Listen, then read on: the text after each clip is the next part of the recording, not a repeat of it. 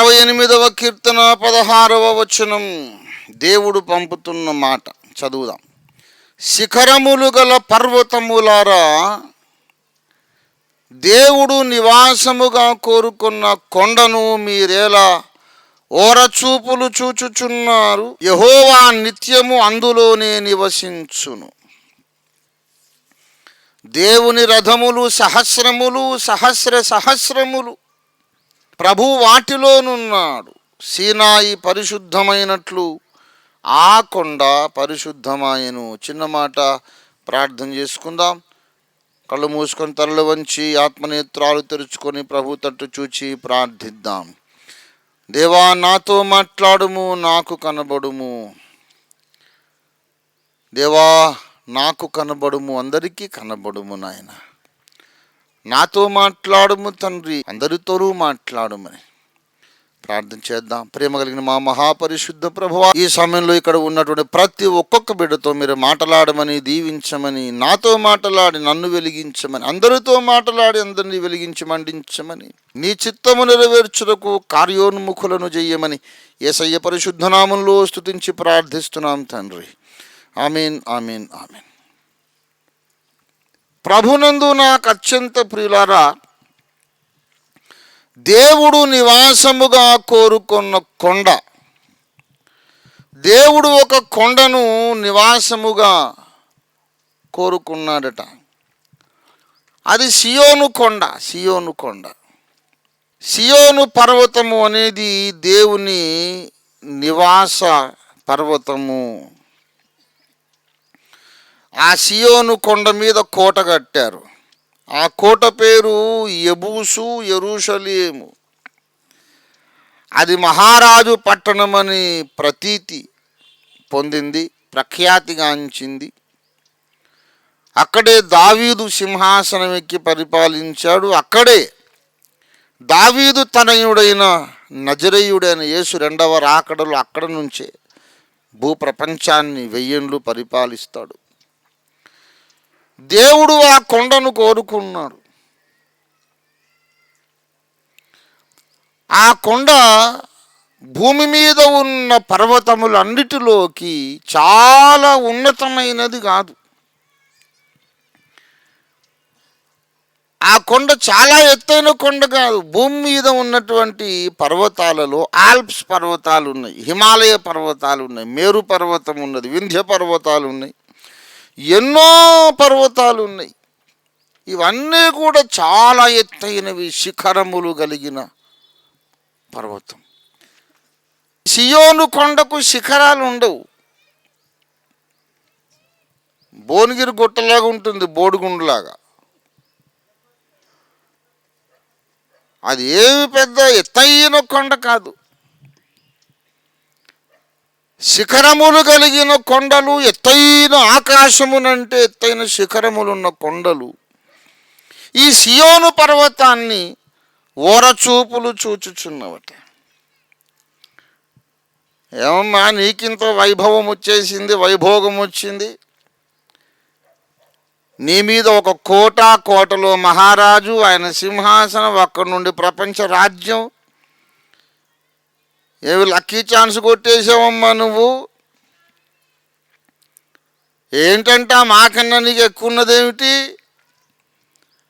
ఎందుకు దేవుడు నిన్ను కోరుకోవాలి? నీలో ఉన్న గొప్పతనం ఏంటి?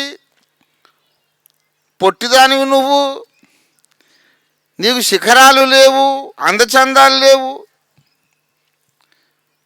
అని ఓరచూపులు చూచుచు అసూయగా చూస్తున్నాయి, ద్వేషంతో చూస్తున్నాయి, తృణీకారంగా చూస్తున్నాయి.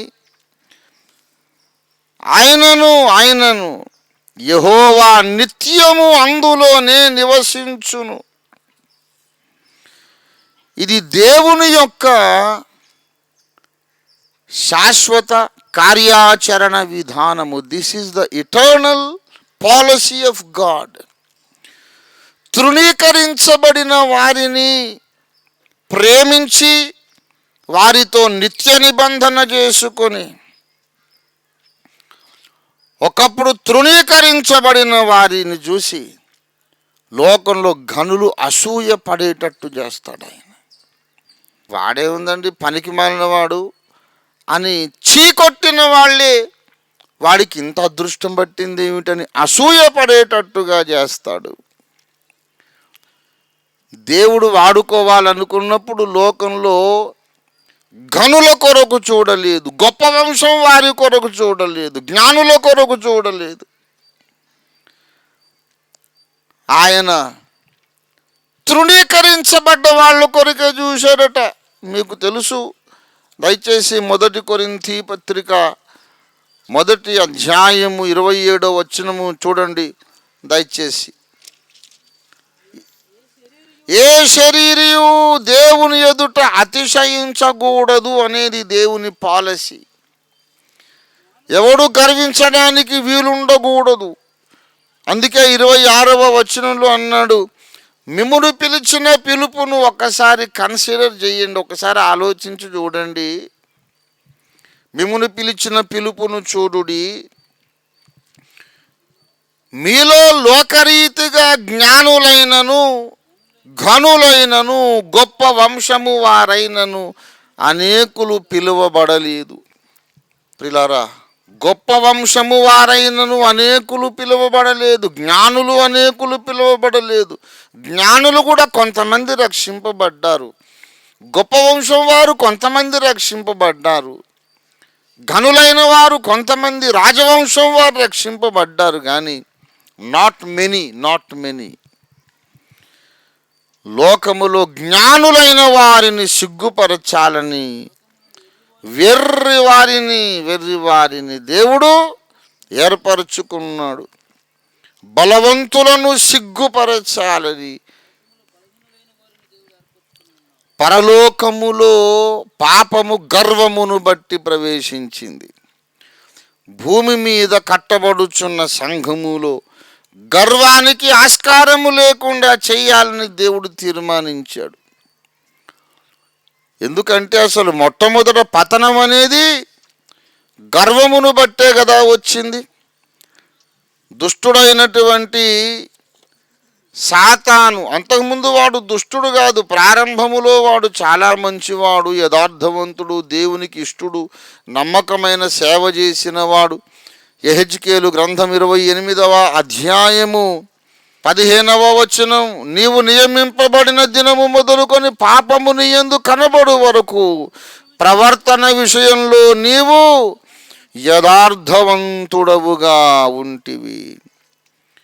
తర్వాత ఏమైంది? 16లో, నీకు కలిగిన విస్తారమైన వర్తకము చేత లోపల నీవు అన్యాయము పెంచుకొని పాపము చేయుచూ వచ్చితివి. 17, నీ తేజస్సు చూచుకొని నీ జ్ఞానమును నీ సౌందర్యము చూచుకొని నీవు గర్వించిన వాడవై నీ తేజస్సు చూచుకొని నీ జ్ఞానమును చెరుపుకొంటివి. నీ తేజస్సు, నీ జ్ఞానము, నీ ఐశ్వర్యము చూసి నీవేం చేశావంటే గర్వించిన వాడవైతే. 5వ వచనం, నీకు కలిగిన జ్ఞానాతిశయము చేతను వర్తకము చేతను నీకు కలిగిన విస్తారమైన ఐశ్వర్యమును బట్టి నీవు గర్వించిన వాడవైతివి. సౌందర్యం ఉన్నది గర్వించాడు, ఐశ్వర్యం ఉన్నది గర్వించాడు, జ్ఞానం ఉన్నది గర్వించాడు. గర్వము నాశనానికి నడిపించింది. వాడు నాశనం అయ్యాడు, అందరినీ నాశనం చేస్తున్నాడు, అనేకులను నాశనం చేశాడు వాడు. గనక భూమి మీద ఒక వధువు సంఘాన్ని కట్టేటప్పుడు, భక్త సంఘాన్ని కట్టేటప్పుడు గర్వమునకు ఆస్కారము లేకుండా, గర్వమునకు అవకాశమే లేకుండా చేయాలని దేవుడు తీర్మానించాడు, సంకల్పించాడు. అందుకని లోకములు అందరికంటే యూజ్లెస్ ఫెలోస్ ఎక్కడా అని చెప్పి వెతుక్కుంటూ తిరిగాడు. ఆయనకు ఎక్కువ ఆయన వెతికింది ఎక్కడ అంటే రాజభవనాలలో వెతకలేదు. ఎక్కడ వెతికాడంటే పెంట కుప్ప మీద వెతికాడంట. 113వ కీర్తన 8వ వచనం చూడండి. ఆయన నేల నుండి దరిద్రులను లేవనెత్తువాడు, పెంట కుప్ప మీద నుండి బీదలను పైకెత్తువాడు. వాళ్ళు ఎవరో చెప్పండి? బీదలు. ఎక్కడ కూర్చున్నారు? పెంట కుప్ప మీద వాళ్ళు ఎందుకున్నారండి? మనుషులు కదా. పెంట కుప్ప అంటే అర్థం ఏంటి? వాడేసినటువంటి మురికి గుడ్డలు, చెత్త కాగితాలు, చిత్తు కాగితాలు, బియ్యం ఏరితే వచ్చిన రాళ్ళు, చెరిగితే వచ్చిన పొట్టు, ఇంక ఎప్పటికీ ఇది పనికిరాదు. నాకు జీవిత కాలంలో ఇంకా 1000 ఏళ్ళు నేను బతికినా ఈ వస్తువు నాకు ఎప్పటికీ పనికిరాదు. ఇది గార్బేజ్, ఇది వేస్ట్, చెత్త, వ్యర్థ పదార్థము. I will never need this again. I will never use it. I will never need it. అవతల బారి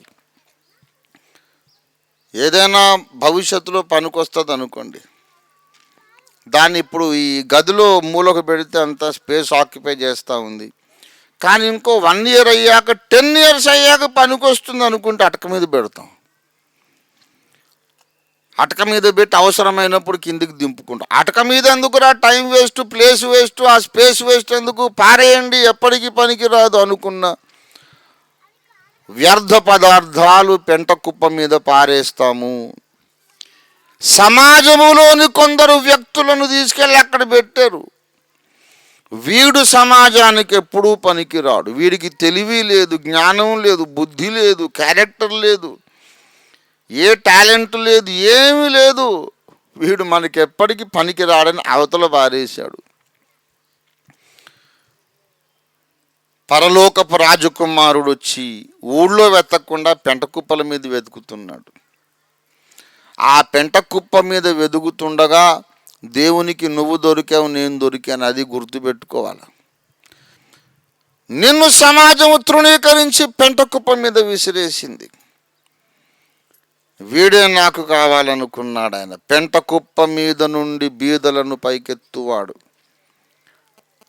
నీలో ఉండాలని ఆశపడ్డాడు, నీ ప్రక్కన ఉండాలి, నీ ఇంట్లో ఉండాలి, నిన్ను వాడుకోవాలి, నీ ద్వారా ఒక నిత్య సామ్రాజ్యము కట్టాలనుకున్నాడు. ఎందుకంటే నిన్ను వాడుకుంటే నీవు గర్వించే అవకాశము లేదని ఆయన ఆశించాడు.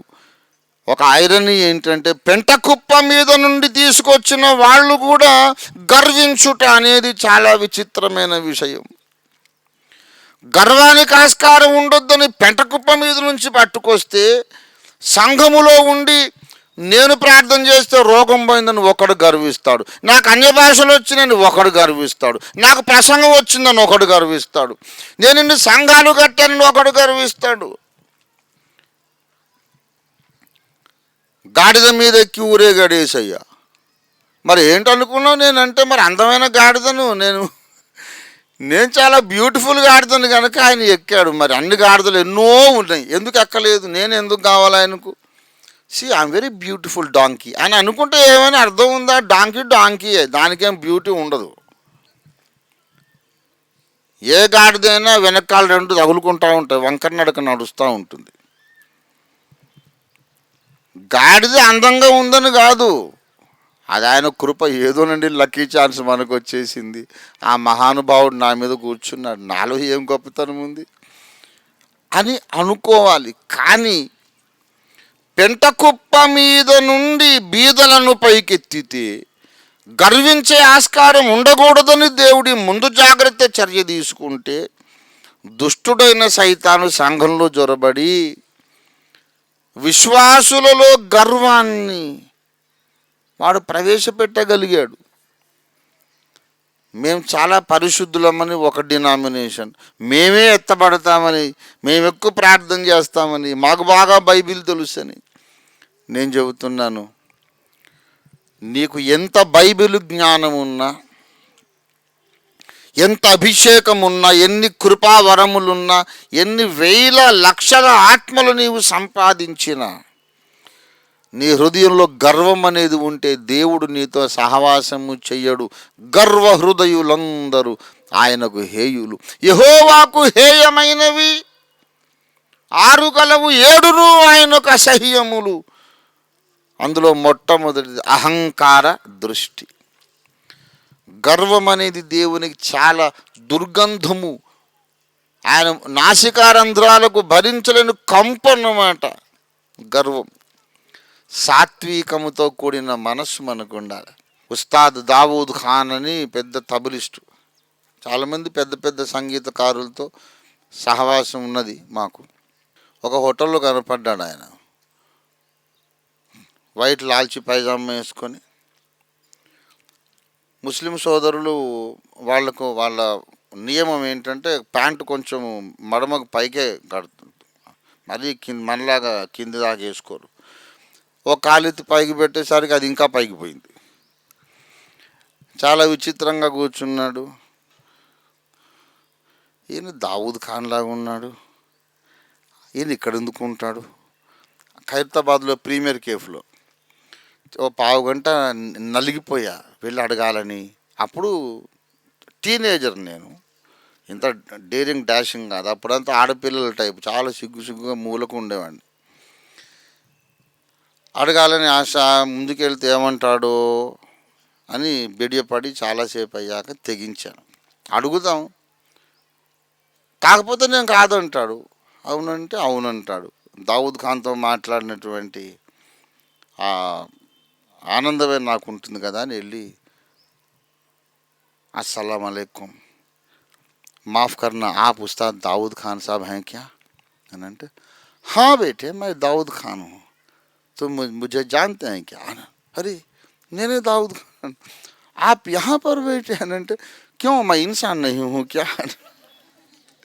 ఎందుకు ఇక్కడ కూర్చున్నా అంటే, ఏమయ్యా నేను మనిషిని కాదా, మీరందరు మనుషులు అంటే, మీరు చాలా గొప్ప సంగీతకారులు కదా, అసలు మీ ఇంటర్వ్యూ దొరకదు అనుకున్నాము, సెకండ్ ఇద్దామంటే దగ్గరికి రానిరేమో, మీ ఇంట్లోకి రానిరేమో అనుకున్నాం అంటే, ఐసా కూర్చున్నాయి బేటే, గొప్ప సంగీతకారుణ్ణి అనుకున్నా. ఆయన సంగీతము గొప్పది, సంగీతకారుడు కాదు. సంగీతము గొప్ప, సంగీతంలో శక్తి ఉన్నదయ్యా, అది నాలో ఉండబట్టి నన్ను నమస్తే అన్నావు. ఆ గొప్ప సంగీతం అనే శక్తి నాలో లేకపోతే నన్ను అసలు కేరే చేయవు కదా. Music is great, not the musician. అయినా కూడా మీరు చాలా సాధన చేసి ఒక లెవెల్కి ఎదిగారు కదండి, శిఖరాగ్రానికి ఎదిగారు అంటే, నహీ బేటే సంగీత్ క్యా చీజ్ హోతీ హై అభీ అభీ ముझे समझ में आना शुरू हुआ, इतने में बूढ़ा हो गया क्या करूं. సంగీతం అంటే ఏమిటో ఇప్పుడిప్పుడే అర్థం కావడం మొదలైంది, నేను ముసలోడిని అయిపోయాను, ఏం చేయాలా అన్నాడు. ఇండియాలో ఉన్నటువంటి టాప్ మోస్ట్ తబలిస్టులలో ఒకడ. ప్రియులారా, ఒక ఉన్నతమైన స్థానానికి ఎదిగిన వాడు ఎవడైనా కూడా ఆ వినయము కలిగి ఉంటాడు. దేవుని సంఘంలో మనకు ఉండవలసిన ముఖ్య లక్షణము వినయముతో కూడిన నీతి. 45వ కీర్తన చూడండి దయచేసి, 4వ వచనం. యేసు ప్రభు వారు వచ్చారు రెండిటిని స్థాపించడానికి, సత్యమును స్థాపించుటకు మరియు వినయముతో కూడిన నీతిని స్థాపించుటకు. యేసునాథుడు వచ్చాడు, వాహనం ఎక్కి బయలుదేరాడు. ఏం స్థాపించడానికి? ఇవాళ అగాపే సంఘం బయలుదేరింది, ఏం స్థాపిద్దామని? సత్యమును స్థాపించాలి అని, సత్యమందు క్రైస్తవులందరినీ ప్రతిష్ఠించాలని బయలుదేరింది. యేసు ప్రభు వారికి 2 ప్రోగ్రాములు ఉన్నాయి, 2 ప్రాజెక్టులు ఉన్నాయి. ఒక సత్యమే కాదు, సత్యమును స్థాపించాలి, నీతిని స్థాపించాలి. ఆ నీతిలో రకరకాల నీతి ఉంది. పరిసయ్యుల నీతి ఉంది, స్వనీతి ఉంది. ప్రియులారా, స్వనీతి కాదు, ధర్మశాస్త్రము వలనైన నీతి కాదు, వినయముతో కూడిన నీతి. నీతి ప్రవర్తన ఉండాలి, విరిగి నలిగిన మనస్సు ఉండాలి. ఈ 2 ఉంటేనే దేవుడు నీ ప్రక్కన ఉంటాడు. లేకపోతే దేవుడు ఉన్నాడని భ్రమపడతావు, నీ దగ్గర ఉండేది శూన్యం. రెవరెండ్ ఎన్జే కాలేబ్ గారు చక్కని దివ్యమైన పాట రాశారు. విరిగిన మనసే నీకే ప్రియము, విరిగిన మనసే నీకే ప్రియము, యేసునాథా ఉన్నతమైన స్థలములయందే నివసించువాడా, విరిగేనా మనసు వసింపారావా, వసింపారావా. మనసే నీకే ప్రియము యేసునాథా. విరిగిన దానిని కోరదు లోకం, విరుగని చోని దృష్టిలో శూన్యం. విరిగిన దానిని కోరదు లోకం, విరుగని చోని దృష్టిలో శూన్యం. అలయాకోబును విరిచిన దేవా, అలయాకోబును విరిచిన దేవా, ఇశ్రాయేలుగా మలచుము నల్ని ధరలో. ఇశ్రాయేలుగా మలచుము నల్ని ధరలో. ఈ ధరలో విరిగిన మనసే నీకే ప్రియము యేసునాథా. ప్రియులారా, ఎవరైనా క్రాకరీ షాప్లోకి పోయి కొంచెం ఘాట్లు పడ్డాయి, పెచ్చులు ఊడినాయి, ఎక్కడన్నా క్రాక్ అయినాయి, కప్పులు ఉన్నాయా సార్ కొనుక్కుంటామని ఎవడైనా అడుగుతాడా? కుమ్మరోడి దగ్గర పోయి కుమ్మరి వాడింటికి పోయి కొంచెం రంధ్రాలు పడ్డాయి, పగిలినాయి, క్రాకులు పడ్డాయి, ఏమన్నా కుండలు ఉన్నాయా సార్ కొనుక్కుంటా అని అంటాడా? కొనకముందు దాన్ని 1,00,000 సార్లు అటు తిప్పి ఇటు తిప్పి ఇటు తిప్పి చూసి ఎక్కడైనా కొంచెం పెచ్చు, ఇది బాగా కొంచెం పెచ్చిపోయిందాడు. ఏం పోయిందో మన కనను కూడా కనపడదు. అది వాడికి కనపడదు దివ్య దృష్టి. ఏమైంది సార్ బాగానే ఉంది కదా అంటాడు వాడు.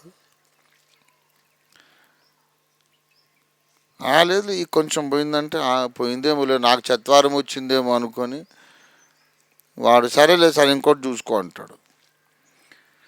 విరిగిన దానిని కోరదు లోకం, విరుగని చో నీ దృష్టిలో శూన్యం అన్నాడు. నువ్వెంత గ్రేట్ స్కాలర్ అయినా, ఎంత గ్రేట్ పండితుడైనా, ఎంత టాలెంటెడ్ అయినా, మనస్సు విరిగిపోకపోతే దేవుడు నిన్ను చెత్తబుట్టలో పడేస్తాడు. దేవుని అడిగి సాధించవలసినటువంటి గొప్ప కృపావరము దీన మనస్సు. విరిగి నలిగిన మనస్సు కలిగిన వారికి ఆయన ఆసన్నుడు, అంటే దగ్గర ఉంటాడన్నమాట. దేవుడు నివాసముగా కోరుకున్న కొండలు, శిఖరములు కలిగిన పర్వతములు ఓరచూపులు చూస్తూ ఉంటే, దేవుడు కోరుకున్న కొండలోనే ఒక రాయి ఇంకో రాయిని ఓరచూపులు చూడడం ఎంత విచిత్రం. సియోను పర్వతము మీదనే ఒక విశ్వాసిని ఓరచూపులు కోరచూపులు చూడడం ఎంత విచిత్రము. ఏమన్నయ్య, అందరం దేవుని కృపను బట్టి రక్షింపబడ్డాము. ఆయన కృప, నేను ఏమై ఉన్నానో ఆయన కృప, మీలాంటి పెద్దల ఆశీర్వాదం. నేను ఇన్ని వందల సంఘాలు కట్టి లక్షలాది మందికి నాయకుడిని. ఇప్పటికీ తల నెరిసిన పెద్దవాడు కనబడితే, స్త్రీలు కానీ పురుషులు కానీ పెద్దోళ్ళు కనబడితే తల వంచి నిలబడతా, నాన్నగారు నన్ను ఆశీర్వదించండి, నేను దీవించాల్సినంత కాదు నాయన అంటారు. లేదు లేదు లేదు, వయసే. మా అన్నయ్య నన్ను మంచిగా తమ్ముడు అని పిలిచి ఎంత బాగా కడుపు నిండింది నాకు. అంటే ఢిల్లీకి రాజు తల్లి కొడుకే. కొంతమందిని నేను ఎక్కువ ప్రేమిస్తా అంటారు. మీరు ప్రవక్త కదా అంటే, ప్రవక్త అయితే మనిషి కాడేంటి? దావీదు ప్రవక్త అయితే భార్య పిల్లలు లేరా? మనవలు మనవరాళ్ళు లేరా? ప్రవక్త అంటే ప్రేమలు, అనుబంధాలు, అటాచ్మెంట్స్ ఉండవా? What non sense that is. ప్రవక్త అంటే వాడేదో గ్రహాంతర జీవ్యా? ప్రవక్త అంటే అర్థమేంటి తెలుసా? వాడు సేమ్ నీలాంటి మనిషే. నీకున్న శరీర అవయవాలన్నీ వాడుకున్నాయి, గ్రంథులన్నీ వాడుకున్నాయి, బాడీ కెమిస్ట్రీ అంతా ఉన్నది, ఎమోషన్స్ ఉన్నాయి, అటాచ్మెంట్స్ ఉన్నాయి, బంధుత్వాలు ఉన్నాయి, మొత్తం అన్నీ ఉంటాయి. ఏం తక్కువ ఉండదు. అడిషనల్గా ఒకటి ఉంటుంది, నోట్లో దేవుని మాట, దేవుని స్తోత్రం కలుగును గాక. అరే అంత నాలాగానే ఉంటే వాటిలో మాట ఎట్లుంటుంది దేవుని మాట అని నీ డౌటు. దేవుని మాట తనలో ఉన్నదంటే నాకున్న అవయవాల్లో ఏదో ఒకటి లేని హ్యాండిక్యాప్డ్ అయి ఉండాలి వాడని. నాకున్న ఎమోషన్స్లో ఏదో ఉండొద్దు, వాడికి ప్రేమలు ఆప్యాయతలు అనుబంధాలు ఉండవని. విచిత్రం చెప్పనా, అనుబంధాలు ఎప్పుడైతే లేకుండా నీ మనసు రాయిని చేసుకుంటావో నీ నోట్లో నుంచి దేవుని వాక్కు వెళ్ళిపోతుంది. If you want to be a messenger of God, you must be filled with the love of God. మనసును కఠినం చేసుకొని ఏ ప్రేమలు లేకుండా నువ్వు ఎప్పుడైతే రాయి అయిపోతావో నీ నోట్లో దేవుని మాట పలకదు. నా నోట్లో దేవుని మాట ఉండటానికి కారణం అది. I love everybody. నేను అందరినీ చిన్నపిల్లలను ప్రేమిస్తాను, ముసలోళ్ళని ప్రేమిస్తాను, ఆడోళ్ళు మగోళ్ళు, నాకు వయస్సుతో లింగభేదంతో సంబంధం లేదు. I love everybody. పెద్దోడిని ఎప్పటికీ కాకూడదు. ఎంత ఎదిగినా ఇంకా కాళ్ళు కడగడానికి, బట్టలు ఉతికేయడానికి, వండి పెట్టడానికి, నీళ్లు పోయడానికి, సాంబారు పోయడానికి, ఎంగిలి విస్తరాకులు ఎత్తేయడానికి సిద్ధ మనస్సు ఉండాలి. నా పిల్లలైతే నేను చేసుకోనా అనే మనసు ఉండాలి. నేను గొప్పోడినయ్యాను అనే మైండ్ రాగానే, ఓహో గొప్పోడు అయ్యావా, అయితే వెళ్ళరా పెంట కుప్ప మీదకి అంటాడు దేవుడు. ప్రియులారా, ప్రేమ మనలో ఉండాలి, వినయం ఉండాలి, తగ్గింపు ఉండాలి. మనము గొప్పవాళ్ళము కాదు. నేను ఎన్నోసార్లు చెప్పాను. ఈ మధ్య కొంతమంది ఫేస్బుక్లో కూడా పోస్ట్ చేశారు అది. I am not a great servant of God, but I am a servant of the great God. దేవుని గొప్ప సేవకుణ్ణి కాదు, గొప్ప దేవుని యొక్క చిన్న సేవకుణ్ణి. దేవుని స్తోత్రం కలుగును గాక. ఆ మనస్సు అందరికి ఉండాలని చెప్తున్నా. దేవుడు శిఖరము, దేవుడు కోరుకున్న కొండను మీరేలా ఓర చూపులు చూచుచున్నారు.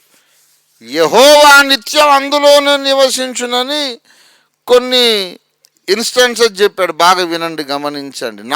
11వ వచనం చూడండి. 68వ కీర్తన. ప్రభువు మాట సెలవిచ్చుచున్నాడు. ఆడవాళ్ళు అంటే మన సమాజంలో ఎప్పటికీ సెకండ్ క్లాస్ సిటిజన్స్ కిందనే ఉన్నారు. మను ధర్మశాస్త్రం చెప్పింది అదే. నా స్త్రీ స్వాతంత్ర్యం అర్హతి. ఆడోళ్ళు అన్నోళ్ళు బాల్యంలో తండ్రి చాటుకు ఉండాలి, యవ్వనంలో భర్త చాటుకు ఉండాలి, వృద్ధాప్యం వస్తే కొడుకు చాటుకు ఉండాలి. ఆడదానికి స్వాతంత్రం ఇవ్వకండి అని చెప్పి మనువు చెప్పాడు. పౌలు కూడా అదే చెప్పాడు. స్త్రీకి మాట్లాడటకు నేను హక్కు ఇవ్వను, అధికారం ఇవ్వను, సెలవు ఇయ్యను. లోబడి ఉండవలసినదే కానీ అధికారం చేయడానికి నేను సెలవీను అన్నాడు. అదేమిటంటే మొదట ఆదామును తర్వాత హవ్వ నిర్మించబడిది కాదా అన్నాడు. ఏ మతంలో ఉన్న ఏ ఆడవాళ్ళు ఒప్పుకోకపోయినా క్రైస్తవ స్త్రీ అయితే ఒప్పుకోవాల్సిందే. ముందు ఆదామును చేశాడు, తర్వాత హవ్వను చేశాడు. ఇక్కడ ఇంకో బ్రహ్మాస్త్రం ఏంటంటే, మీరు ఆడోళ్ళు చేయబట్టే కదా అసలు ఈ పాపం అంతా వచ్చింది. సర్పం మాట విన్నారు, ఆ పండు ఆమె తిని ఆదాముకి ఇచ్చి అంతా నాశనం చేసింది. చాలు మీరు పెత్తనాలు చేసినప్పటి నుంచే పాపం వచ్చింది, కాస్త నోరు మూసుకు పడుండండి అని. స్త్రీలు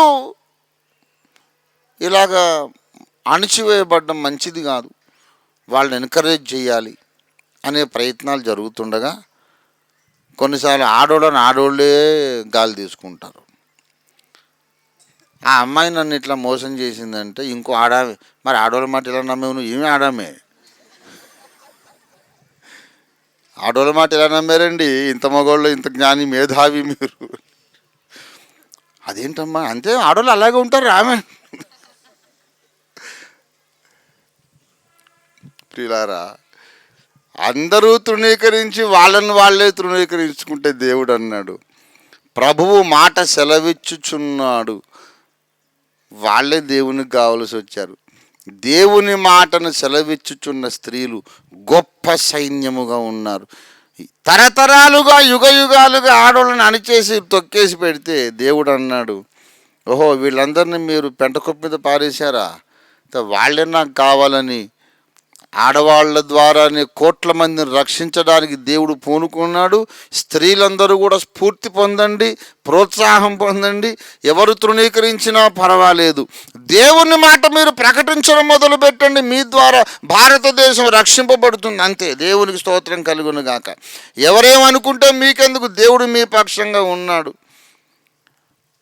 మగవాళ్ళందరూ అంటారు, ఆడవాళ్ళు మీరు నోరు మూసుకొని ఇంట్లో కూర్చోండి, లోబడండి అంటే. వీడు తాగుడు మానడు, సిగరెట్ మానడు, ప్రార్థన చేయుడు, రక్షణ పొందడు. నువ్వు ముందు రక్షణ పొందవయ్యా. ఆడవాళ్ళేమో లోపల ఇంట్లో కూర్చోవాలి, వీడేమో ప్రార్థనకు రాడు. మరి ప్రార్థన ఎవరు చేయాలి? మరి ఎవరైతే తృణీకరించబడ్డారో వారిని దేవుడు హెచ్చిస్తున్నాడు. స్త్రీలు ధన్యులు. అందుకే దేవుడు ఒక స్త్రీ ద్వారానే అవతరించాలని ఇష్టపడ్డాడు. ఆడవాళ్లకు మంచి బ్రహ్మాస్త్రానికి మళ్ళీ రివర్స్లో ఇంకో అస్త్రం వాళ్ళ చేతికి ఇచ్చాడు. ఆడోళ్ళు చేయబట్టి ఏదైనా తోటలో పాపము ప్రవేశించింది అని ఏ మగవాడైనా అంటే స్త్రీలు వెంటనే అందుకోవచ్చు. అవును, మేమే కదా మీకు రక్షకుడిని అందించాము. స్త్రీ కారణంగానే రక్షకుడు వచ్చాడు. హవ్వమ్మను బట్టి మమ్మల్ని తృణీకరిస్తున్నారు, మరియమ్మను బట్టి మమ్మల్ని ఘనపరచండి అని డిమాండ్ చేయవచ్చు. దేవునికి స్తోత్రం కలుగును గాక. దయచేసి ఎవరు కూడా మగపిల్లల్ని కనాలని రూల్ పెట్టుకోకండి, ఆశ పెట్టుకోకండి.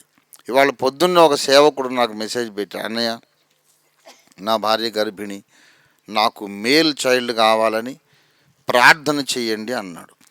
దేవుని వాక్కు నా మీదకి వచ్చింది. నేను మళ్ళీ మెసేజ్ పెట్టా. నా ప్రియ శిష్యుడు, నాకు నమ్మకమైన వాడు, వెంటనే యాక్సెప్ట్ చేశాడు. నాయన కొడుకు పుట్టాలని నేను ప్రార్థన చేస్తాను.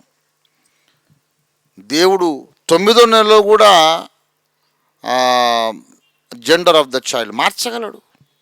He can do that. కానీ దేవుడు ఏమి ఇచ్చినా సరే అంగీకరించడానికి సిద్ధంగా ఉండు. ఎందుకంటే this is the sentence I typed and I SMSed. If Esther is the need of the hour, Samson is of no use. ఈనాటి తరమునకు దేవుడు వాడుకోవలసిన సాధనము ఎస్తేరు వంటి ఒక స్త్రీ కావలసి ఉన్నప్పుడు నువ్వు సంసోను లాంటి కనడం శుద్ధ దండగ కదా. ఏలియా కావలసి వచ్చినప్పుడు దెబోరా పనికి రాదు, దెబోరా అవసరం వచ్చినప్పుడు ఏలియా పనికి రాడు. నువ్వు కానీ ఆ బిడ్డ యవన ప్రాయానికి వచ్చినప్పుడు అప్పుడు నీడ్ ఆఫ్ ది అవర్ ఎస్తేరో, దెబోరానో, షారానో, రిబ్కానో, ఏలియానో, ఎపఫ్రానో, we don't know, God knows better. So let God decide. ఆడపిల్లలు పుట్టారని బాధపడడం, మగవాడిని కనాలనడం, క్రైస్తవులు ఎప్పుడు కూడా అట్లాంటి పొరపాటు చేయకండి. దేవుడు నీకు కూతురునిస్తే ఆమెకు దెబోరాగా తయారయ్యేటట్టుగా మీరు పెంచండి. కూతురునిస్తే ఆ కూతురుని ఒక ఎస్తేరుగా చేయండి, ఒక ప్రిస్కిల్లగా చేయండి. మగపిల్లవాడిని ఇస్తే వాడిని ఒక ఎపఫ్రాగా, తిమోతిగా, తీతుగా, ఏలియాగా పెంచండి. Let God decide the gender. You better take care that he loves Jesus and lives for Jesus. దేవుని బిడ్డలారా, దేవుడు కోరుకున్న కొండ అని చెప్పి ఇక్కడ రకరకాల వేరే వేరే సెక్షన్స్ ఆఫ్ ద సొసైటీ చెప్తా ఉన్నాడు. మొట్టమొదట స్త్రీలు గొప్ప సైన్యముగా ఉన్నారు. దేవునికి స్తోత్రం కలుగును గాక. మరి పురుషులు ఏమైనట్టో నాకు అర్థం కాలేదు. ఇక్కడ ప్రభు ఒక మాట సెలవిచ్చుచున్నాడు, దాన్ని ప్రకటించే స్త్రీలట. మరి మగవాళ్ళందరూ ఏమైపోయారు? పురుషాహంభావముతో మూలకు కూర్చున్నారు. చాలామంది దేవుని చేత వాడబడిన స్త్రీలు ఉన్నారు. అమ్మ నా కొరకు ప్రార్థన చేయండి. అరే ఏంటండి, ద గ్రేట్ అపాజిల్ రంజిత్ తోఫీర్, ఎందుకు బాబు నన్ను మునగ చెట్టు ఎక్కిస్తాను, నడ్డిరిగేటట్టు పడతాను. నేను గ్రేట్ కాదు, ఏం కాదు, యేసయ్య గ్రేటు. దేవునికి స్తోత్రం కలుగును గాక. నన్ను ఇట్టు ఉండలేను బాబు, ఎందుకు మునగ చెట్టు ఎక్కిస్తారు? మునగ చెట్టు అంటే తప్పకుండా కింద పడి నడ్డి విరుగుతుంది. మనం ఇక్కడ మునగ చెట్టు కనుక ఎక్కడం మానుకుంటే రెండవ రాకడలో మనం వేప చెట్టు ఎక్కిస్తాడు. అది దేవుని స్తోత్రం కలుగును. మంచిది. వేప చెట్టు ఎక్కితే పడం, మునగ చెట్టు అంత లోపల బోలు, డొల్ల ఊరికనే విరుగుతుంది. రెండవ విషయం చెప్పాడు ఇక్కడ, గమనించాలి. రెండవ విషయం ఏంటంటే 27వ వచనం, కనిష్ఠుడగు బెన్యామీను అను వారి ఏలిక అచ్చటనున్నాడు. ఈ కీర్తన ఎవరు రాశారో చెప్పండి. దావీదు మహారాజు రాశాడు. దావీదు మహారాజు ఏ గోత్రికుడు? యూదా గోత్రికుడు. దావీదు కంటే ముందు ఏలినటువంటి రాజు ఎవరు? సౌలు. సౌలు ఏ గోత్రపు వాడు? బెన్యామీను గోత్రపు వాడైన సౌలు సింహాసన భ్రష్టుడైపోయి యుద్ధములో చచ్చిపోయిన తర్వాత దావీదు సింహాసనం ఎక్కాడు. ఆ తర్వాత మళ్ళీ బెన్యామీనుడెవడు ఏలలేదు. కానీ కనిష్ఠుడగు బెన్యామీను అను వారి ఏలిక అక్కడ ఉన్నాడు. ఎక్కడున్నాడు? సియోను కొండలో ఉన్నాడట. అంటే అర్థం ఏంటంటే ఆఖరున పుట్టినవాడు, అందరికంటే చిన్నవాడు. ఈ ఆఖరున పుట్టినవాడు అందరికీ నమస్తే అన్న అనాలి, కానీ పెద్దోడు ఎవడొచ్చి వీరికి నమస్తే తమ్ముడు అంటారా? అందరినీ వీడు గౌరవించాల్సిందే. అందరు వీడి మీద పెత్తనాలు. అన్నయ్య ఇంటికి పోయి బయటికి వెళ్ళి లేటుకు వచ్చాడు అనుకో, అన్నయ్య ఎక్కడ తిరిగి వచ్చా అర్ధరాత్రి దాకా అని వాడంటే ఈ పగులుతూ, ఏరా పెద్ద చిన్న మర్యాద లేదా అంటాడు. కానీ వీడు కాస్త లేటుగా వస్తే మొత్తం అన్నదమ్ములు మొత్తం అడగడమే, ఏరా ఎక్కడ తిరిగి వచ్చావు, ఏంటనుకున్నావు, పెద్దోడు వైపు అప్పుడే పెద్ద చిన్న లేదురా. వీడందరికీ భయంగా భయపడుతా బ్రతకాలి. వాడు అందరికీ నమస్కారం పెట్టాలి. అందరూ వాడి మీద అధికారులే. అందరి చేత చిన్న చూపు చూడబడినటువంటి కనిష్ఠుడు, వాణ్ణి దేవుడు ఏలికను చేశాడు. దేవునికి స్తోత్రం కలుగును గాక. హల్లెలూయా. ఎవరైతే తృణీకరించబడతారో వాళ్ళను సింహాసనం ఎక్కించాలని దేవుడు అనుకున్నాడు. ఇవాళ చెబుతున్నా, మీరు స్త్రీలు కానీ పురుషులు కానీ మీరు తృణీకరించబడుతుంటే మీరు ధన్యులు, మీరు అదృష్టవంతులు. Just take this as the promise of the Lord. 68వ కీర్తనలోని 27వ వచనం, 68-27వ వచనం, కనిష్ఠుడగు బెన్యామీనును ఏలిక అని పిలిచిన గొప్ప దేవా, నన్ను కూడా సింహాసనాధిపత్యానికి హెచ్చించు, నీ కొరకు నేను పనిచేస్తానని నిబంధన చేసుకోండి. దేవుని వాగ్దానం ఇది. ఆఖరణ చెబుతున్నాడు 35వ వచనములో, ఇశ్రాయేలు దేవుడే తన ప్రజలకు బల పరాక్రమములను అనుగ్రహించుచున్నాడు. దేవుడు స్తుతి నందునుగాక. దేవునికి స్తోత్రం కలుగునుగాక. హల్లెలూయా. నీవు స్త్రీవైనా పురుషుడు అయినా సమాజములో నీవు తృణీకరించబడిన వాడవైతే దేవుడు నీకు బలమును పరాక్రమమును అనుగ్రహిస్తాడు. బలము పరాక్రమము ఈ రెండు వేరు వేరే విషయాలు. బలం అనేది నీలో శరీరంలో ఉంటుంది. బలం అనేది, పరాక్రమము మనస్సులో ఉంటుంది. బలము భౌతికమైనది, పరాక్రమము మానసికమైనది. పరాక్రమం అంటే ఏంటి తెలుసా? పోరాడడానికి కావలసిన తెగువ, తెగింపు, ధైర్యం, పోరాట పటిమ అన్నమాట. పోరాట సామర్థ్యం. మహాబలవంతుడు ఉన్నాడు, పరాక్రమము లేదు, పిరికివాడు. బలవంతుని చేతికి ఆయుధం ఇచ్చినా వ్యర్థమే. ఎందుకంటే తుపాకీ ఇచ్చాము, తుపాకీ పట్టుకొని వాడు వణుకుతూ ఉన్నాడు, గురే కుదరదు.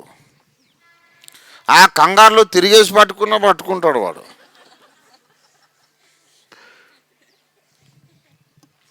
బలం ఉంటే చాలదు, పరాక్రమం ఉండాలి. గొలియాతుకు బలం ఉన్నది, దావీదుకు పరాక్రమం ఉన్నది. దావీదు ఫిలిష్తీయుని కంటే బలాఢ్యుడై ఖడ్గము లేక ఏవాణ్ణి చంపాడు. దేవుని స్తోత్రం కలుగును గాక.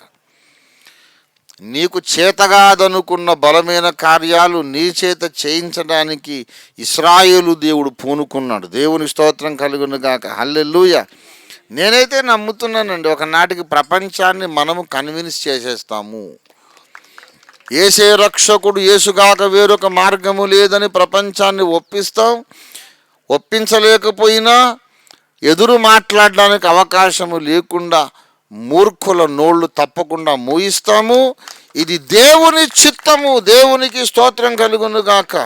ఎందుకో తెలుసా? మూర్ఖుల నోరు మూయుట దేవుని చిత్తము అని దేవుని వాక్యమే చెబుతుంది. 1 పేతురు పత్రిక 2వ అధ్యాయము 15వ వచనం. 1 పేతురు 2:15.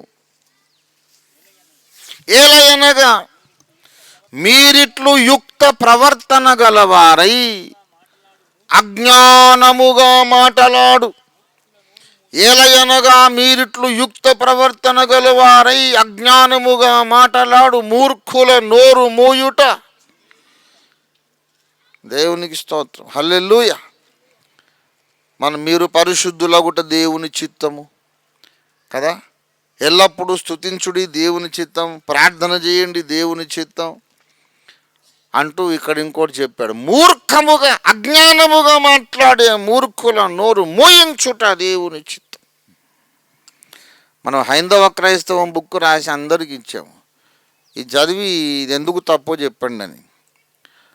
5 సంవత్సరాలు అయిపోయింది, 6వ సంవత్సరం వచ్చింది. ఒక్కడంటే ఒకడు నోరు ఎత్తితే ఒట్టు పర్ఫెక్ట్గా ముగించేసాం నోరు. వాడు బాప్తిస్మానికి వస్తాడో లేదో వాడి ఇష్టం, వాడి కర్మ. ఆ అదృష్టం ఉండాలి కదా. రక్షణ పొందాలంటే దేవుని కృప కూడా ఉండాలి. టీవీలో చెప్పాను, మహాసభల్లో చెప్పాను. ఇది తప్పని నిరూపించండి, నేనే గుండు కొట్టుకొని రివర్స్లో కన్వర్ట్ అయిపోతాను అని చెప్పి అమ్మఒడి కార్యక్రమం పెట్టి హరిజన వాడలకి వెళ్ళి అమాయక ప్రజల్ని ప్రలోభ పెట్టి కన్వర్ట్ చేయడం కాదు. నేను వచ్చేస్తాను అమ్మఒడిలోకి. నాకు ఇష్టమే భరతమాత అంటే. నేను భరతమాత ముద్దు బిడ్డనే, దేశభక్తి ఎక్కువ నాకు. నేను రావద్దా అమ్మఒడిలోకి? వాళ్ళనేమో హరిజన వాడలు తిరిగి రండి రండి కన్వర్ట్ కండి అంటున్నాడు. నేను కన్వర్ట్ అవుతాను వస్తుంటే పారిపోతున్నాడు, తుపాకి తూటాకు పిట్టలు పారిపోయినట్టు. అరే ఎందుకయ్యా నన్ను కన్వర్ట్ చేయి? ఎందుకంత భయం? నేనేమో తుపాకి పట్టుకున్నానా? నా దగ్గర బైబిల్ తప్ప ఏమీ లేదు. అజ్ఞానముగా మాట్లాడు మూర్ఖుల నోరు మోయించుట దేవుని చిత్తం. నేను నమ్ముతున్నాను, స్త్రీలమైన పురుషులమైన ఇవాళ అగాపే సంపూర్ణ సువార్త సంఘం అందరి చేత ఓరచూపులు ఎదుర్కొంటుంది. అగాపే సంపూర్ణ సువార్త సంఘం అంటే ఇష్టం లేదు. ఓఫీర్ మినిస్ట్రీస్ అంటే ఇష్టం లేదు. నేను శుభవార్తలో వాక్యం చెప్పడం మొదలు పెడితే 10 మంది బిషపులు నెహ్రూ ధైర్యం గారి దగ్గరికి వెళ్ళారట. ఓఫీర్ను చెప్పనీయకండి, దుర్బోధకుడు, అబద్ధ బోధకుడు, అబద్ధ ప్రవక్త. ఆయన బోధ వింటే క్రైస్తవ సమాజమే పాడైపోతుంది, చీడ పురుగు అని గొప్ప గొప్ప బిరుదులన్నీ ఇచ్చారు నాకు. ప్రిలారా, ఎందుకు ఇష్టం లేదు? జంట నగరాల స్థాయిలో యూత్ సెమినార్ జరిగింది. అక్కడికి వెళ్ళి మన యూత్ వెళ్తే 30 మంది వెళ్ళారు. ఓఫీర్ మినిస్ట్రీస్ అని రాసి వాళ్ళు లోపలికి వెళుతుంటే ఈ ఓఫీర్ వాళ్ళందరూ మీరు ఇక్కడ పాల్గొనడానికి యోగ్యులు గారు, వెళ్ళిపోండి వెళ్ళగొట్టేశారు నా పిల్లల్ని. నా జీవితంలో, నా హృదయంలో మానని గాయం అది. ఎప్పటికీ నేను దాన్ని క్షమించలేను, ఆ గాయం మర్చిపోలేను. దేవుడి ముందు నేను అడుగుతున్నాను, ఎవరు ఇంత పని చేశారు? నా పిల్లల్ని వెళ్ళగొడతారా యూత్ కాన్ఫరెన్స్ నుంచి? ఏం తప్పు చేశారని? ప్రిలారా, దేవుడు నివాసముగా కోరుకున్న కొండను ఓరచూపులు చూస్తున్నారు. మనమంటే ఎవరికి ఇష్టం లేదు. ఎందుకు ఇష్టం లేదో చెప్పలేరు. నేను ఒక మాట చెబుతున్నాను, ఎంతమంది మనలను ద్వేషించినా ప్రపంచాన్ని గెలవడానికి దేవుడే మనకు బలమును పరాక్రమమును అనుగ్రహించాడు. దేవుని స్తోత్రం కలుగును గాక. మనకేం తక్కువ లేదు. బలం ఉన్నది, పరాక్రమం ఉన్నది, అభిషేకం ఉన్నది. పోరాటం అంటే మనకిష్టం, యుద్ధ నాదం అంటే ఇష్టం, యుద్ధ వాసన అంటే ఇష్టం. మనం పిరికోళ్ళం కాదు. రండిరా చూసుకుందాం, బస్తీ మే సవాల్. బస్తీ ఏం బస్తీ రా, సారా దునియా మే సవాల్. దేవునికి స్తోత్రం కలుగును కాక. ఎవడొస్తాడో రండి. ఇప్పుడు కొత్తగా మొదటిసారి నేను అన్న మాట కాదు ఇది. 35 సంవత్సరాల నుండి ఇదే సింహ గర్జన. ఎవడు రాలేదు. ఎందుకు తెలుసా? ఇశ్రాయేలు దేవుడే మనకు బలమును పరాక్రమమును అనుగ్రహించాడు. మళ్ళీ కొద్ది సంవత్సరాలు, ఒక 4-5 సంవత్సరాల లోపల ప్రపంచము అగాపే సంపూర్ణ సువార్త సత్య సిద్ధాంతంతో నిండిపోతుంది అంతే. దేవుని స్తోత్రం కలుగునుగాక. I believe it with all my heart. నేను నమ్ముతున్నాను తప్పకుండా. నేను ఒకప్పుడు చెప్పాను, అమెరికా నుండి నా గ్రంథాలు ఇంగ్లీష్లో పబ్లిష్ అవుతాయని చెప్పాను. ఆ రోజు అందరూ బయటోళ్ళు నవ్వారు, మా బంధువులే నవ్వారు. మరీ ఓవర్గా వీడు ఇమాజినేషన్స్లో కళల్లో బ్రతుకుతున్నాడు. అమెరికాలో బుక్ పబ్లిష్ అంటే ఏంటనుకున్నారు? కోట్లు కావాలి. నీ దగ్గర ఎక్కడ వేసిన కోట్లు? ఆ తొడుక్కునే కోట్లు తప్ప ఏంటనుకున్నావు? అమెరికా అంటే ఏంటి? మీరే పేదలందరూ కలిసి నన్ను అమెరికాకు పంపించారు. ఓఫిర్ మినిస్ట్రీస్ ఇంటర్నేషనల్ రిజిస్ట్రేషన్ అయింది. అక్కడ ఒక స్థానిక సంఘం అయింది. 1 కాదు 2 పుస్తకాలు పబ్లిష్ ఆల్రెడీ అయిపోయినాయి. అందులో అమెజాన్లో అమ్ముతున్నారు, స్టేట్ పబ్లిషర్స్ వాళ్ళు అమ్ముతున్నారు, ఈ బుక్లు అమ్ముడుపోతున్నాయి. కొంచెం మెల్లిగా అంటుకుంటుంది కానీ పర్వాలేదు. నిప్పే ఆ మూలకు కొంచెం నిప్పేసాం, ఆగుద్దా నిప్పు? ప్రపంచం మొత్తం కార్చిచ్చులాగా భగ్గున వ్యాపిస్తుంది. దేవునికి స్తోత్రం కలుగునుగాక. గూగుల్ అనాలిటిక్స్ వాడు ఓన్ వెబ్సైట్ ఉంది, ప్రకటించారు. ప్రపంచంలో ఉన్న కంప్యూటర్లలో 67% ఓఫిర్ పబ్లికేషన్స్, ఓఫిర్ మినిస్ట్రీస్ను లాగిన్ అయి దర్శించి వెళుతున్నారు. 67% of the world computers. This is the testimony of the Google analytics. నేను చెప్తున్నాను, భూగోళము నాకు బఠానీ గింజతో సమానం. ఇంకో 4 ఏళ్లలో దీన్ని జయించేసి ఇంకా గెలవడానికి, జయించడానికి ఇంకా వేరే గ్రహాలు ఉన్నాయా అని వెతుక్కుంటాను. దేవునికి స్తోత్రం కలుగునుగాక. హల్లెలూయా. ఎందుకో తెలుసా? తృణీకరించబడ్డాము, దేవుడు మనల్ని పైకి లేవనెత్తాడు, బల పరాక్రమములను అనుగ్రహించారు. ఇవాళ మనం అందరం కూడా ధైర్యం తెచ్చుకుందాం. 2014 సంవత్సరంలో మనం చేద్దామనుకొని చేయలేకపోయినా శూర కార్యములు, విక్రమ కార్యములన్నీ కూడా 2015 ఓఫీర్ గారి బర్త్డే లోపుగా చేసి కూర్చుంటాం. దేవునికి స్తోత్రం కలుగునుగాక. హల్లెలూయా. We are going to do mighty things for the Lord and by the power of the Lord. దేవుడి వాగ్దానమును మన వినికిడిలో, మన బ్రతుకుల్లో నెరవేర్చునుగాక. స్వతంత్రించుకుంటూ ప్రార్థన చేసుకుంటూ ముగించుకుందాం. రండి ప్రార్థన చేసుకుందాం. దేవుడు నివాసముగా కోరుకున్న కొండ సియోను కొండ. It's a small hill, not a big mountain, but God has decided to dwell on that mountain. Agape సంఘం ఇవాళ చిన్న సంఘం. కోట్ల రూపాయల ధనము లేదు, లక్షలాది మంది సభ్యులు లేరు. But we are influencing the world for God. We are changing the world for God by the power of the gospel, by the power of the Holy Spirit, by the power that is there in the blood of Jesus. We have set out to change the world for God. We shall change the world. ప్రపంచాన్ని మారుస్తాము. అప్పనేదిక ఉండదు. ఓర చూపులు చూడకండి. మీరేలా ఓర చూపులు చూచుచున్నారు? ఎంతమంది కుళ్ళుకున్నా నిత్యము యెహోవా అందులోనే నివసించును. తృణీకరించబడిన స్త్రీలారా మీరు గొప్ప సైన్యము కండి. తృణీకరించబడ పురుషులారా మీరు బెన్యామీనులు కండి. దేవుని శక్తిని స్వతంత్రించుకోండి, బలము ధరించుకోండి, పరాక్రమము ధరించుకోండి. దేవుడే నీకు బల పరాక్రమములు కలగ నియమించి ఉన్నాడు. You will make an effect. You will make a difference in the world. ప్రేమ కలిగిన మా మహాపరిశుద్ధ తండ్రి, మీరు పంపిన నీ శుభవర్తమానము కొరకు నీకు స్తోత్రము. ఎందరు ఓర చూపులు చూచినా నీ ప్రజలమైన మాకు బల పరాక్రమములు మీరు అనుగ్రహించారు.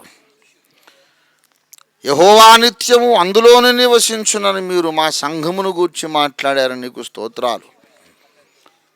అయితే మాలో మేము ఒకరి పట్ల ఒకరు ఓరచూపులు చూడకుండా అగాపే ప్రేమ కలిగిన వాళ్ళముగా, ఒక్క మనిషి ఒక్క శరీరములోని అవయవాలు ఏకమై ఉన్నట్లుగా మేము ఉండటానికి సహాయము చేయండి. మేము సంఘటితంగా ఒక కుటుంబముగా, ఒక శరీరములోని అంగములుగా నిలబడగలిగితే మేము సాధించలేని కార్యము లేదని, భూలోకమును జయించడం మాకు చాలా చిన్న పని అని మీరు ప్రవచింపజేసినందుకు నీకు స్తోత్రాలు. సంఘమును మీ అగ్నితో కాల్చి పరిశుద్ధపరచండి. అసూయ, ద్వేషములు, ఈర్ష్య అందరి మనస్సుల్లో నుండి కాల్చివేయండి మా ప్రభువా. యెహోవా నివసించే కొండగా, సీయోను కొండ మీది రాళ్లుగా మేము తయారు కావడానికి, సీనాయి సీనాయి సీనాయి పరిశుద్ధమైనట్టు ఈ కొండ పరిశుద్ధమగునట్లు సహాయం ఇచ్చేయండి. సీనాయి పరిశుద్ధమైనట్లు అగాపే సంఘము పరిశుద్ధమగుటకు సహాయం ఇచ్చేయండి. సీనాయి కొండ పరిశుద్ధమైనట్టు అగ్ని చేత కాల్చబడి మా కుటుంబములు, మా నివాస గృహములు, మా హృదయాలు, మా శరీరాత్మ ప్రాణములు, మా పంచ జ్ఞానేంద్రియాలు, పంచకర్మేంద్రియాలు నీ అగ్ని చేత పరిశుద్ధమగుటకు సహాయం చేయండి. యేసయ్యా, నూతనమైన దర్శనం, నూతనమైన విశాల దృక్పథంలోకి మమ్మల్ని నడిపించి ప్రవేశపెట్టమని, చీకటి శక్తులన్నీ, ఆటంక శక్తులన్నీ యేసుక్రీస్తు పరిశుద్ధ నామములో మీరు మాకు అనుగ్రహించిన అనంత అధికారము చొప్పున గద్దించి, బంధించి, పాతాళ లోకానికి దూరంగా విసిరి పారవేస్తూ, మీరిచ్చిన విశ్వాస పాదాలతో ఆ దుష్ట శక్తులను పాతాళ లోకంలో త్రొక్కి సమాధి చేస్తూ, సత్యమును ప్రేమించి వారందరికీ విడుదల ప్రకటిస్తూ యేసు పరిశుద్ధ నామములో స్తుతించి ప్రార్థిస్తున్నాము తండ్రి. మరిన్ని వివరములకు మమ్మల్ని సంప్రదించండి. ఓఫిర్ మినిస్ట్రీస్, LIG 86/1, 3వ phase, KPHP colony, Kukatpally, Hyderabad 500072. మా ఫోన్ నంబర్స్ 9908773008, 9955110044. మా వెబ్సైట్ www.ofirministries.org. మా ఇమెయిల్ satyvedasaram@ofirministries.org.